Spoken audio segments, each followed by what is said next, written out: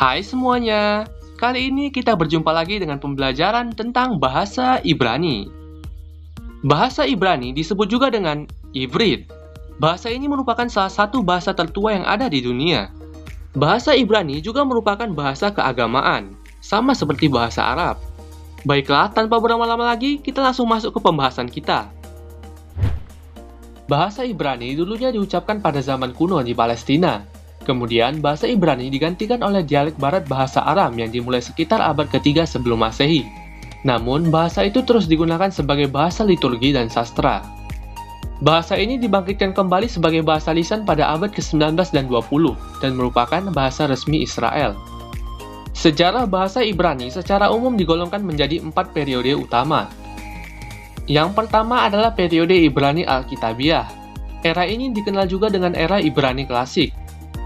Diperkirakan berlangsung sampai abad ketiga sebelum Masehi, di mana sebagian besar perjanjian lama sudah ditulis. Para ahli meyakini beberapa teks-teks tertua bahasa Ibrani yaitu dari Alkitab Ibrani, terutama Kidung Musa dan Kidung Deborah. Teks-teks tersebut ditulis dalam Ibrani kuno atau Paleo-Ibrani. Bahasa Ibrani Alkitabiah standar berlangsung sekitar abad ke-6 sebelum Masehi, dan tahun-tahun ini disebut juga dengan era Ibrani klasik. Yang kedua yaitu periode Ibrani Misnaik. Ibrani Misnaik adalah bentuk bahasa Ibrani yang ditemukan dalam Talmud. Bahasa Ibrani Misnaik bermula dari abad ke-1 sampai ke-4 Masehi, sesuai dengan periode Romawi setelah penghancuran kuil di Yerusalem. Dan juga era ini diwakili oleh sebagian besar Misnah dan Tosefta dengan Talmud dan gulungan Laut Mati, terutama naskah Bar Kokhbah dan gulungan tembaga. Bahasa Ibrani Misnaik juga disebut bahasa Ibrani Rabbinik. Selama periode ini, bahasa Ibrani juga banyak mendapatkan pengaruh dari bahasa Arab. Yang ketiga adalah periode Ibrani abad pertengahan. Diperkirakan berlangsung dari abad ke-4 sampai abad ke-19 Masehi. Setelah Talmud, berbagai dialek sastra daerah bahasa Ibrani abad pertengahan berkembang. Yang paling menonjol adalah bahasa Ibrani Tiberia atau Ibrani Masoret, dialek lokal Tiberias di Galilea, yang menjadi standar untuk menyuarakan Alkitab Ibrani. Pada zaman keemasan budaya Yahudi di semenanjung Iberia, para ahli tata bahasa terus berusaha menyempurnakan bahasa Ibrani. Banyak gramatika yang didasarkan pada bentuk tata bahasa Arab klasik. Para ahli tata bahasa yang terkemuka diantaranya adalah Yehuda ben David Hayuch dan Jonah ibnu Jannah. Banyak puisi ditulis oleh penyair seperti Dunas ben Labrat, Solomon ibnu Gabirol, Yehuda Halevi, Moses ibnu Ezra, dan Abraham ibnu Reza dalam bahasa Ibrani murni, menggunakan tata bahasa yang sudah diperbaharui tersebut. Dan yang terakhir periode Ibrani modern. Sebelumnya bahasa Ibrani telah dihidupkan kembali beberapa kali, namun sebagai bahasa sastra, sangat jarang dipakai sebagai bahasa lisan. Pada awal abad ke-19, suatu bentuk bahasa Ibrani lisan telah muncul di pasar-pasar Yerusalem antara orang-orang Yahudi dari berbagai latar belakang bahasa untuk berkomunikasi untuk tujuan komersial. Menjelang akhir abad itu, aktivis Yahudi Eliezer ben Yehuda mulai menghidupkan kembali bahasa Ibrani sebagai bahasa lisan modern. Akhirnya, hasil dari usaha yang ia lakukan, bahasa Ibrani berhasil menggantikan bahasa-bahasa dari kelompok-kelompok imigran. Bahasa-bahasa tersebut adalah dialek Yahudi dari bahasa lokal, seperti Yiddish, Ladino, Judeo-Arab, dan bahasa lokal yang dituturkan dalam diaspora Yahudi, seperti Rusia, Persia, dan Arab. Hasil utama dari sepanjang abad ke-19 adalah modernisasi leksikal bahasa Ibrani. Kata-kata dan ungkapan baru dipinjam dari bahasa Arab dan bahasa Aram, serta Latin yang lebih tua. Banyak kata baru yang dipinjam dari atau diciptakan setelah bahasa Eropa, terutama Inggris, Rusia, Jerman, dan Perancis. Pada tahun 1881, bahasa Ibrani modern digunakan di beberapa daerah di Palestina. Kemudian, bahasa Ibrani modern menjadi bahasa resmi di Palestina yang dikuasai Inggris pada tahun 1921, bersama dengan bahasa Inggris dan Arab. Dan kemudian, pada tahun 1948, menjadi bahasa resmi Israel. Pada zaman modern, sejak abad ke-19 dan seterusnya, tradisi sastra Ibrani dihidupkan kembali sebagai bahasa lisan Israel modern, yang disebut sebagai bahasa Ibrani modern. Bahasa Ibrani juga memunculkan varian spesifik dari bahasa-bahasa yang digunakan dalam komunitas Yahudi, termasuk diantaranya 1. Yiddish. Ini adalah bahasa Jerman yang dipengaruhi oleh bahasa Ibrani. Yiddish masih berkembang hingga hari ini. 2. Ladino. Ini adalah bahasa Spanyol yang dipengaruhi oleh bahasa Ibrani dan dituturkan oleh orang Yahudi Sephardic. Bahasa ini termasuk yang sudah jarang dituturkan. Yang ketiga, Judeo-Arab. Ini adalah bahasa Arab Palestina, Suriah, Irak yang dipengaruhi oleh bahasa Ibrani. Bahasa ini bahkan ditulis dalam aksara Ibrani yang sedikit dimodifikasi, dan bahasa ini terancam punah. Untuk rumpun bahasanya, bahasa Ibrani termasuk dalam golongan rumpun bahasa Semit Barat, sehingga bahasa ini berkerabat dekat dengan bahasa Fenisia, bahasa Aram, dan bahasa Arab. Jadi, jangan heran jika kalian mendapatkan banyak persamaan di antara bahasa-bahasa tersebut. Untuk jumlah penuturnya, bahasa ini dituturkan oleh sekitar 9 juta orang di seluruh dunia.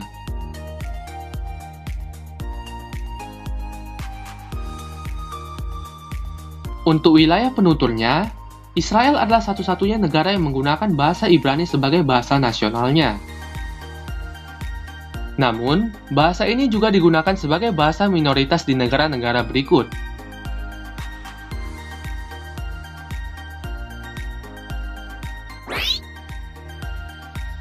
Selanjutnya, kita akan membahas huruf abjad dalam bahasa Ibrani. Pertama, yang perlu kalian ingat adalah sistem penulisan bahasa Ibrani ditulis dari kanan ke kiri. Abjad Ibrani terdiri dari 22 huruf konsonan. Berikut adalah huruf abjad dalam bahasa Ibrani.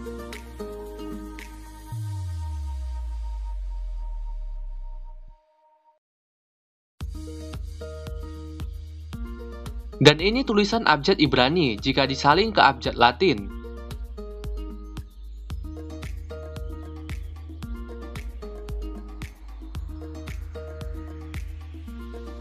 Huruf alef tidak mempunyai bunyi, dan huruf ain hampir mirip seperti huruf alef.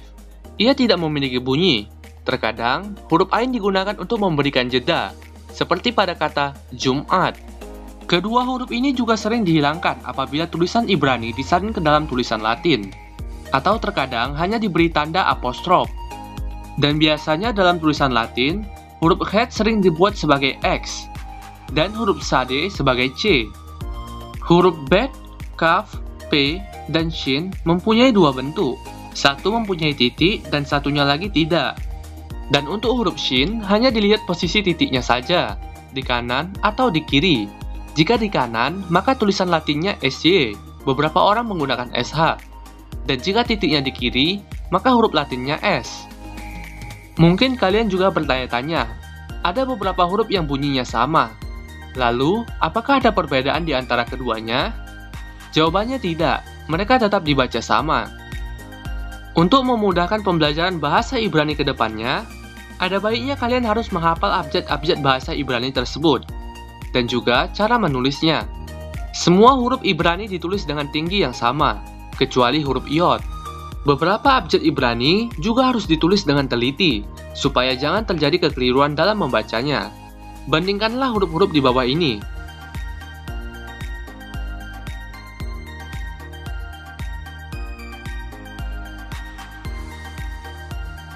Dari semua huruf-huruf Ibrani, beberapa huruf memiliki bentuk akhir. Maksudnya, apabila huruf-huruf tersebut ditulis pada akhir kata, maka akan mendapatkan bentuk yang lain. Huruf-huruf tersebut adalah kaf, mem, nun, p, dan sade. Contohnya adalah seperti ini.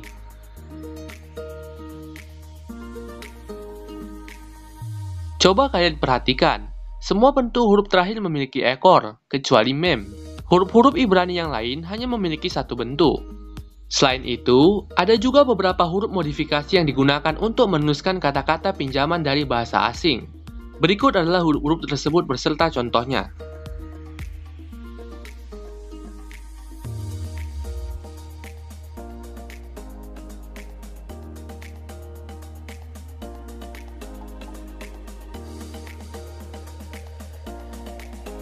Selanjutnya yaitu huruf vokalnya. Beberapa huruf konsonan Ibrani dapat digunakan sebagai huruf vokal. Yang pertama adalah huruf yod. Huruf yod dapat menyatakan huruf I atau E. Yang kedua huruf waw. Huruf waw dapat menyatakan huruf U atau O.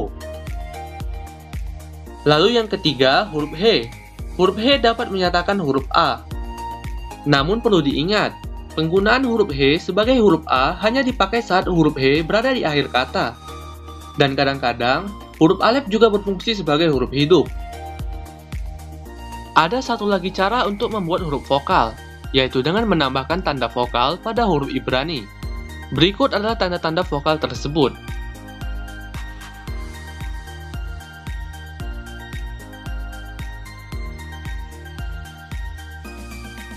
Tanda bulat tersebut menandakan huruf Ibrani apa saja. Semuanya diletakkan di bawah huruf yang diterangkannya, kecuali kolam. Bunyi panjang juga bisa dibuat dengan meletakkan tanda vokal di bawah huruf Ibrani, lalu menambahkan huruf hidup.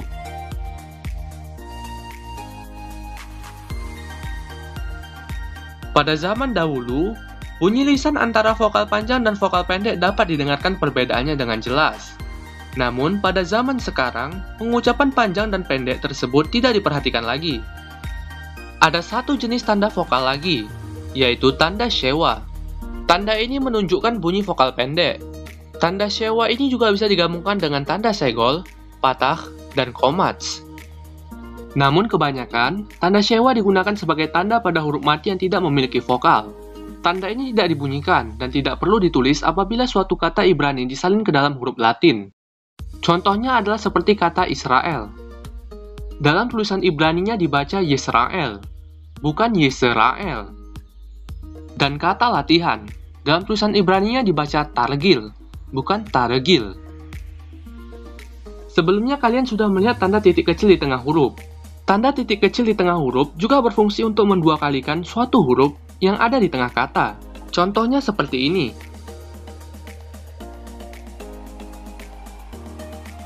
Namun sebagai catatan, tidak semua huruf dapat menggunakan titik ini.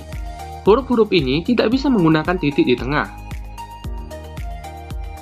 Dan satu lagi, sebelumnya sudah dijelaskan bahwa huruf He bisa berfungsi sebagai huruf mati maupun huruf hidup. Huruf He berfungsi sebagai huruf hidup saat berada di akhir kata. Apabila huruf He pada akhir kata berfungsi sebagai huruf mati, maka hanya tinggal diberi titik tengah. Seperti ini contohnya. Selanjutnya yaitu karakteristik penulisan bahasa Ibrani. Pertama-tama, coba kalian baca tulisan ini. Jika kalian pemula, saya yakin kalian akan kesulitan dalam membaca kalimat tersebut karena tidak memiliki tanda vokal. Sekarang coba kalian baca tulisan ini. Saya yakin kalian akan sangat mudah dalam membaca kalimat tersebut karena kalian sudah terbiasa dengan bahasa Indonesia. Begitulah karakteristik penulisan bahasa Ibrani. Terkadang tidak memiliki tanda vokal. Sama seperti bahasa Arab, di mana kita mengenalnya dengan istilah Arab gundul. Oleh karena itu, kalian harus terbiasa menggunakan bahasa ini, agar kalian tidak memiliki kendala dalam membaca huruf Ibrani tanpa tanda vokal.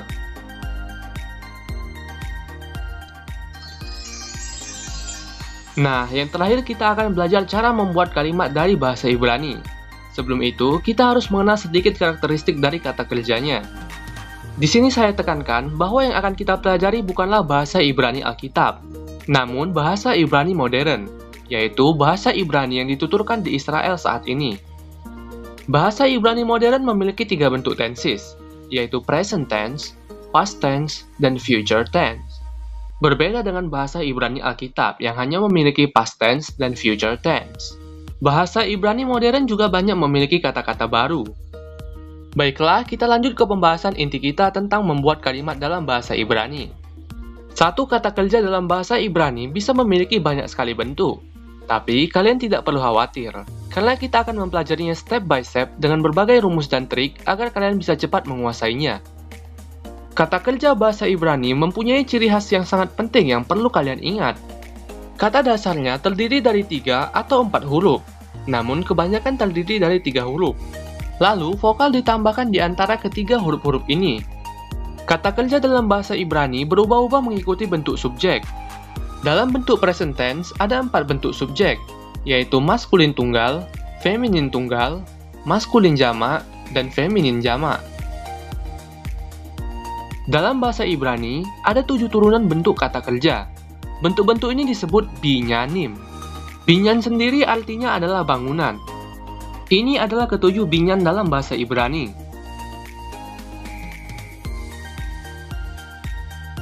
Yang pertama adalah binyan pa'al. Binyan pa'al atau kol adalah bentuk kata kerja sederhana yang berbentuk kalimat aktif. Sebagai contoh, kita ambil kata menulis yang mempunyai akar kata kaf, tau, dan bet. Kita akan mengubahnya ke bentuk kata kerja untuk subjek maskulin singular. Pola untuk maskulin singular seperti ini. Dengan vokal O yang pertama dan vokal E kedua. Untuk tulisan latinnya, kita hanya tinggal menaruh huruf K, T, dan V ke dalam kotak-kotak tersebut sesuai urutan. Jadi, menulis dalam bahasa Ibrani adalah kotef. Untuk menulisnya ke dalam tulisan Ibrani sebenarnya mudah. Yang penting adalah kita sudah hafal dengan tanda-tanda vokalnya. Ini adalah pola huruf Ibraninya. Seperti yang kita tahu, tanda holamale untuk membuat huruf O, dan tanda sere untuk membuat huruf E. Lalu kita masukkan satu persatu huruf Ibrani dari akar kata menulis tersebut. Kita masukkan sesuai urutan. Maka kita dapat tulisan kotef dalam bahasa Ibrani. Untuk pola feminin singular, ini adalah polanya. Kita hanya tinggal memasukkan huruf-hurufnya seperti tadi.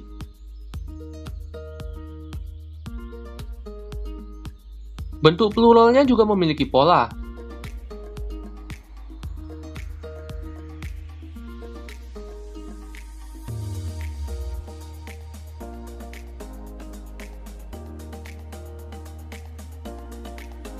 Setelah menggunakan pola-pola tersebut, maka kita dapat terjemahan menulis ke dalam bahasa Ibrani adalah kotef, kotefet, kotvim, dan kotvot.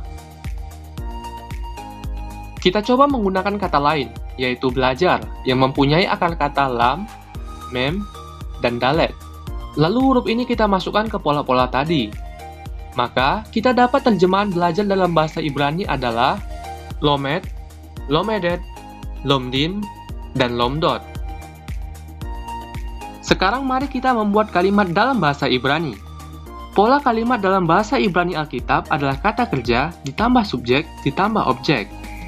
Namun dalam bahasa Ibrani modern, pola kalimatnya adalah subjek ditambah kata kerja ditambah objek. Kalimat yang akan kita buat adalah saya menulis surat. Saya dalam bahasa Ibrani adalah ani.